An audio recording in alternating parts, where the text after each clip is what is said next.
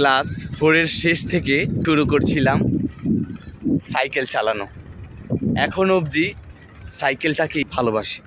সাইকেলের বিষয়টা আমি খুবই এডিক্টেড বলা যায়, কেননা সাইকেল আমার ছোট থেকেই সাইকেলের প্রতি একটা ভালোবাসা আমার ছোটোবেলা থেকেই কাজ করে।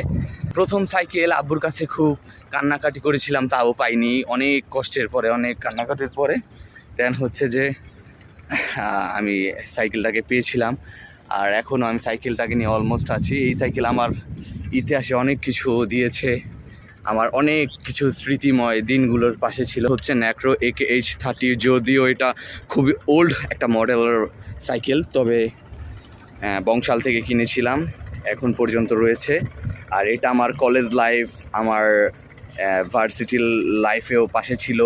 স্কয়ার নিট কম্পোজিট লিমিটেডে যখন জব করেছিলাম টেক্সটাইল ডিপার্টমেন্টে, তখনও এইটা আমার সাথে ছিল। মানে সাথে ছিল বলতে আমি প্রত্যেক দিন এইটাকে এইটা ইউজ করেই আমি অফিসে যেতাম, কলেজে যেতাম, অনেক জায়গায় গেছি, অনেক ফ্রেন্ডদের সাথে বিভিন্ন জায়গায় রাইড শেয়ার করতাম যখন আগে রাইড করতাম।